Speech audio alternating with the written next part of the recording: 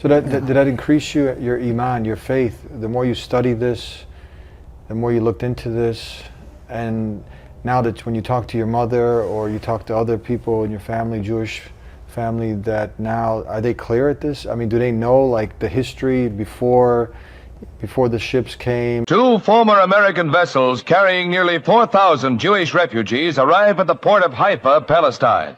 Jammed like cattle on the rustic craft, the fugitives end their bleak voyage, which began at a Black Sea port. And we went from Italy to Palestine. It was not Israel yet, it was Palestine. Yeah. How did you you went by boat? By boat. We went to Israel when Israel was not Israel yet. And people were coming to Palestine, and the Muslims and Jews were there living in peace, and Muslims welcomed. Anytime they were persecuted, Jews were persecuted, they were welcomed by the Muslims. Right. Muslims were actually helping to protect the Jews from the hate that they were, and the persecution they were going under. Right, even during World War II. You have Albania, who, amongst all the Muslim countries, they took a lot of European Jews and hid them and kept them safe. They I think suffered, as far as in Europe, it's the least. See, that has me just thinking, if you know that, if that's like part of, that's clear. I mean, you have David Warrenstein, Islam Saved the Jury, J.C. Essay, it's there in Jewish Chronicles. I mean, you have so many historians. It's just, you cannot deny this. No. In France, when the Nazis were coming to take the Jews, Muslims were forging documents for the Jews to say that they were Muslims too. So how can it's like, is this taught at all? Is this something that when you were growing up, did you learn about this? No. You didn't? No. And only later realizing, the King of Morocco, when Hitler said, send your Jews to us, he says, we don't have Jews here, only Moroccans. It's kind of a statement, right? That look, our people are our people. If they're under us, they're ours. And that's what the Prophet ﷺ, he always did that.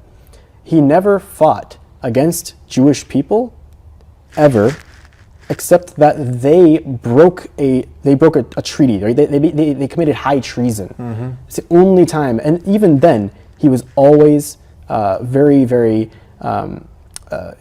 he gave them some leeway. In every case, he always gave them leeway.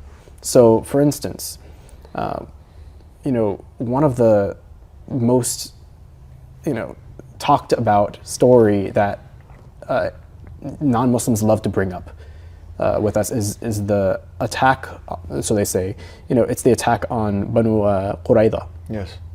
That has always been the most distorted story, I think, in the history of the seerah of the Prophet ﷺ. This is a defensive pact that they broke.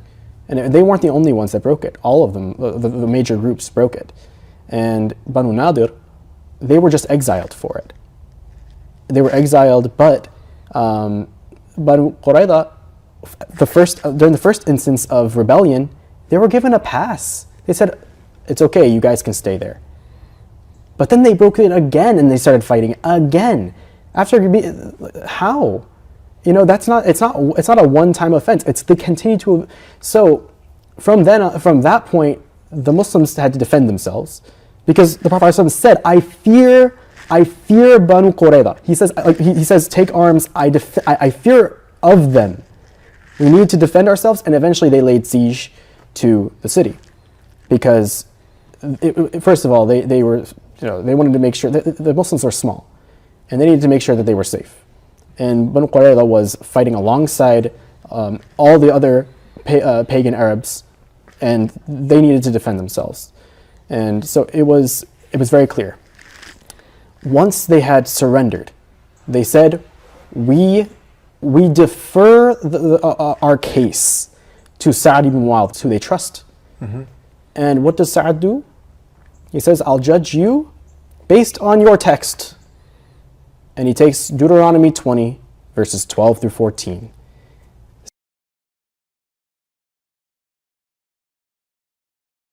Saying, if the city lays siege on you, you lay siege on them, and continue to fight until they're done until it's surrendered. And when you do, kill the combatants, the male combatants, and take the women and children as booty, as spoils of war, Yes. and enjoy the spoils of war in the name of the Lord your God. This is in the Bible. This is Deuteronomy 20 verses In the 12 Old through Testament, 14. It says it right there. It's Bible. You can't, if you're Christian, if you're Jewish, you can't say this is in the Bible. You know, you can say, oh, I think they're fables. Like, we know some So popular people will say, that but was that's not. the judgment that they agreed to, that was in their own text. They agreed to whatever Sa'ad ibn Mu'adh said, and that's the thing. He ruled based on what they would have done if the tables would have turned. Mm-hmm. If the tables would have turned and they thought based on their text, they would have done the same to the Muslims, because it's in their text. It's the Torah. They believe in it. Mm-hmm. They really do. So that's why they knew what was coming. Mm-hmm. They did. And so that's not the only time that, during the time of the Prophet ﷺ, that judgment was, I would say, justice was placed back in the hands of the Torah. Yeah. There was another moment, including Abdullah ibn Salam, where he, some people committed premarital relations, or outside of marriage relations. Yes. And in the Jewish tribe, and they asked the Prophet ﷺ to judge between them. And So so actually came to him Yes. seeking judgment.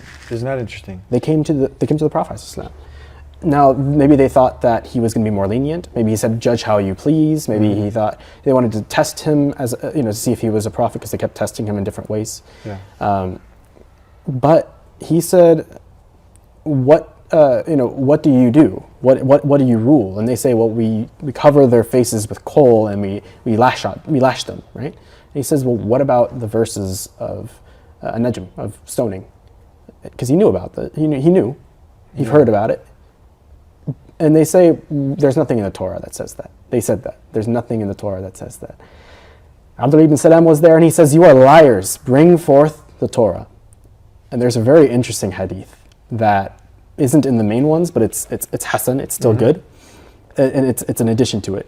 When they brought out the Torah, they actually went to the fort, the Jewish fortress. The Prophet ﷺ and Abdullah ibn Salam, they went to the Jewish fortress where they brought out the Torah. And the Prophet ﷺ was sitting on a cushion. And when they brought out the Torah, they were about to put it down on the ground, it seemed. He took out the cushion under his, from underneath him. He sat on the ground and then placed the Torah on the cushion, honoring, because he knew that the revelation from Allah was in this. This was a revelation. This is by what God. we had left of it. You're right. you say. Yeah. Exactly. He honored. He knew that the revelation was in there, and he never wanted to. He always treated it with utter respect. And then one of the Jewish priests from that area came, started reading, but placed his hand over the part that talks about stoning. And he read from what was before it and after it. But Abdullah ibn Salam, he had already memorized the Torah. Yeah. So when he heard that, he says, "This is not correct." He lifted the hand from the guy who was reading it, and he asked the other Jewish people to read what he was covering up, and it was... That was a scholar of Judaism who Yeah. accepted Islam. Abdullah ibn Salam. Yes. Yes. Yeah. So he called him out on that. He called him out on that. Wow. Right? And so then the Prophet says, "That's your ruling. I rule based upon your book." And that's the end of the story. It's because they kept twisting and altering their religion. The Prophet he never cursed them for anything except for things that they did which went against what Allah has decreed for them. So now you can see with all these games how the Right. text, how it was changed in the past. Right. So what they had was altered because they're manipulating the text. And Right. Allah calls them out. Woe to those who write the book with their hands, and woe to them for what they gain by that. Right. Allah is saying, see, that's why the Quran was sent. Exactly. The last and final testament, authentic, preserved, and we have it in its original. Right. And those who saw the fulfillment of the prophecy that's in their mention of the coming of Prophet Muhammad, is that right? Right. It's Yeah. true. And Prophet Muhammad, ﷺ, whenever he heard, if Allah revealed something in the Quran, and then the Prophet ﷺ, he would not deny if a Jewish person wanted to come in and seek his counsel. They would come in and they'll say, they'll say, "I have heard. Do you wish to know about this? And this is what we've heard about the Day of Judgment. This is what we've heard about this." And they'll share the stories of what they know, and they line right up with the Quran. They affirm the Quran, and whenever the Prophet ﷺ would hear that, what would he do? He would start smiling and laughing, because he loves hearing the affirmation that this, like, he gets a revelation, peace be upon him, and he gets affirmation from what is previously revealed, that clearly was previously revealed. He doesn't dislike being in this vicinity, and so it's only in the cases when they were fighting against him, alayhi salatu wasalam, that's when he had to draw lines, but he never oppressed them, even when during like the Battle of Khaybar, for instance. And that's where Banu Nadir and they because they broke their treaty the same way. They went and they fought, but then even after the fighting, they let them stay on the land, and they just shared in the crops. They always because they asked, "Can we stay here?" They said, "Sure." They asked, they got leniency. They didn't say, "Please let us be," and they say, "No, you all need to die." That's not the first time that happened. A consistent leniency, whenever any type of intercession, whether from them or from someone else, they say, "Please have mercy on them," there was always mercy. So this is totally false. It's a lie. It's something that's perpetuated by people who have just no historical context, no historical references to this. And it's clear as day for anyone who looks into this. Muslims, because Muslims historically do not have a history of persecuting Jews. They don't. Actually, and this is not to step on any toes from our Christian friends and neighbors, but it's actually the Christians who are persecuting the Jews. Definitely. If you want to go down that route. So yes. Muslims don't have, and this is just historically, this is the facts. Right. And we're not trying to hurt nobody's feelings, but it's a strange relationship now that a certain group of people who were protected and they ran from persecution from the Christians. Now, I don't know, maybe some of the Christian Zionists have this guilt now, and now they're actually supporting the injustices that are happening against innocent human beings. So the whole love is out the window. And I don't know if you know much about the prophecy that they're pushing to try to be fulfilled from both. So you have a Jewish prophecy trying to fulfilled. And do you know anything about this? And then Christian, can you elaborate on this? I think the majority of it comes from the Seventh-day Adventists, where they believe that once a lot of these groups, they're not the only ones. There are other religious groups as well that believe that it all comes down to the coming of the Messiah. Whatever happens then, it's like once the Messiah comes, once Isa alayhi salam, once Jesus, peace be upon him, we believe he will come down and fight the Antichrist, a Dajjal, right? Now, whoever is a partisan with the Messiah, they're the ones who are going to wipe out the evildoers. So, for the Christians, they believe the Seventh-day Adventists. Once he comes, then all the Jews will be killed and all the Muslims will be killed, because they realize they were wrong, and that they're not even going to see that it's Jesus, and so on and so forth. I might be a bit wrong about this, but it's still a general principle, and the Jews have the same understanding of the Messiah. It's not necessarily the death to the same extent, except that the Prophet ﷺ, before his coming, the reason why they were in Arabia in the first place was because they knew that the last messenger was coming. That's an important point. Yes. Why were the Jews around this area? Because they were expecting a messenger to come, the final messenger. And they would keep telling the Aus and the Khazraj and the people of Yathrib, or Medina before it was Medina, they would tell them, once our prophet comes, we will fight against you and kill all of you.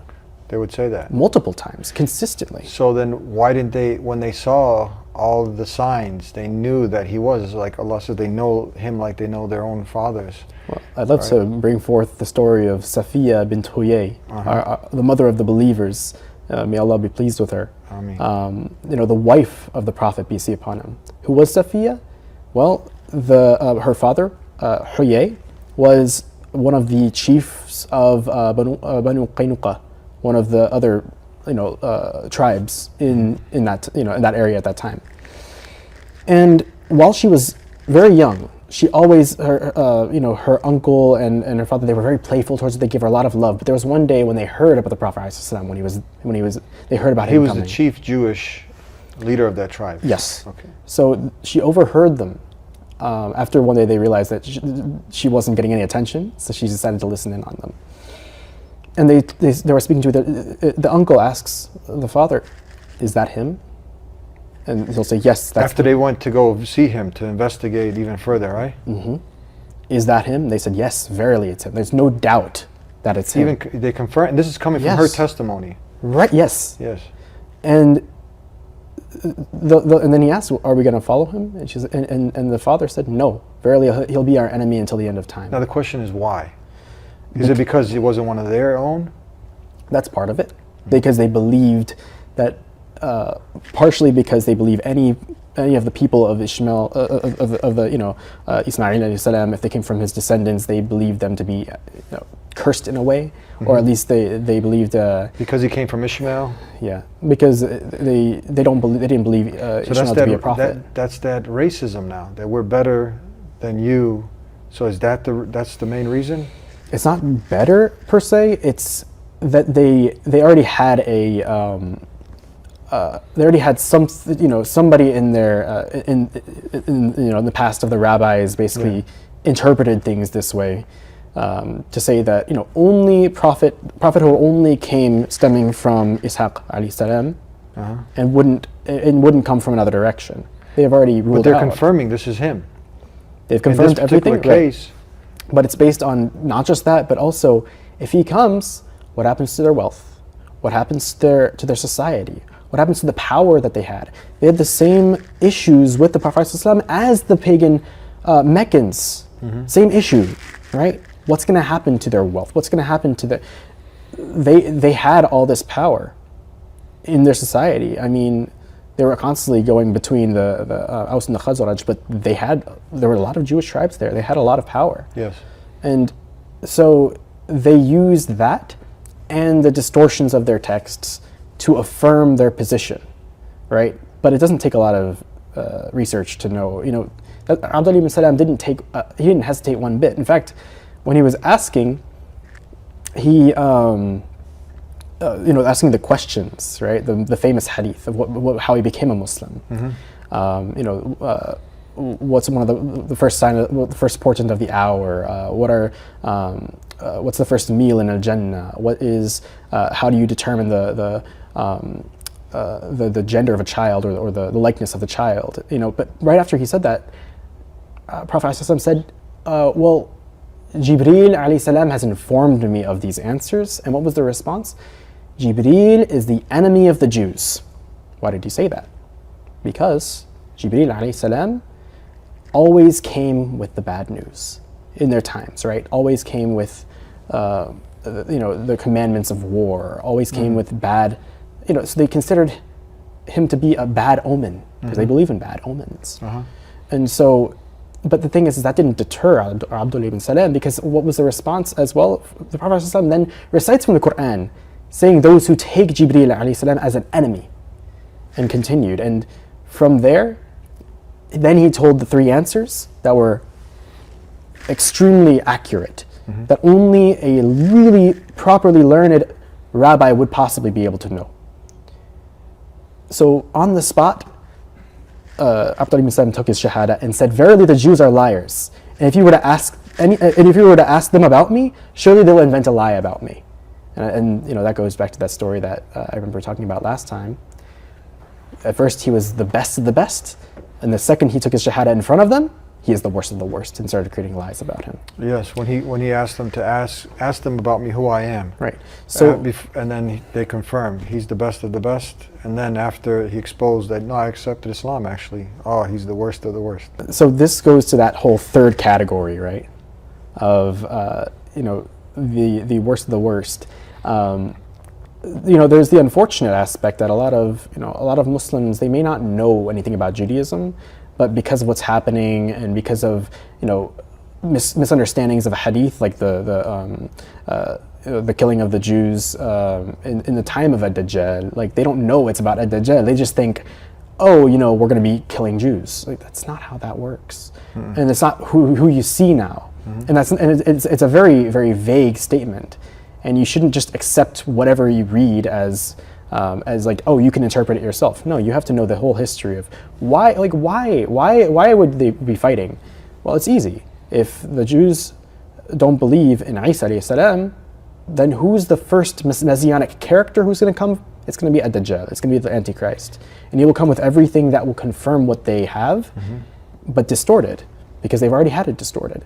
So of course the Jewish people are going to follow ad-Dajjal first. It's not even a question in my mind. That actually was one of the reasons why I was certain that Islam was the truth, because it explained how, right? And I knew that's how, like their understandings of the Messiah and how they interpret it, it would make sense. They'd follow it, at least from their time, and who knows how ad-Dajjal will convince them. May Allah protect us. But that's just it. It's not that you should consider everyone to be your enemy. In fact, and this is what we're talking about, anti-Jewish sentiment, even at the time of the Prophet ﷺ. When Safiya was married to the Prophet ﷺ, right? Once she became married, because at first, she was she was seeking refuge in Khaybar, but then after the Battle of Khaybar, she was just there. And the thing is that she believed in the Prophet ﷺ. So while she was taken, really as a refugee, you could say, or captive, but the second that she sees the Prophet ﷺ, she takes her shahada. And the Prophet ﷺ was shocked. He says, why? And that's when you get the story. And they were married immediately. And while they were married, they were on their camel, right? And the camel falls down.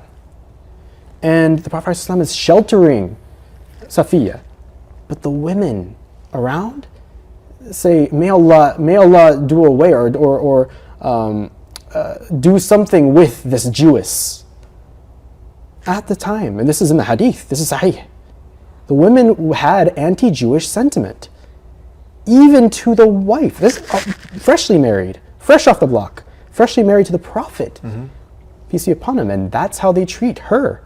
There was even animosity between the wives at some times, and the thing is Safiya had to maintain her honor, and so that's, unfortunately, it has nothing to do with Islam. It just has to do with preconceived notions. If there's this large group, but it's not the only people. Like, you just have a large group that makes up the Quran is always talking about the majority of a people, not all of them, because it says, and the believing Jews and the believing Christians, right? And it talks about the mercy of Allah being upon those who truly understand, and they're separate, right? It's not about, but it's talking about the people who corrupt and they do wrong, and that's what we're seeing now as well,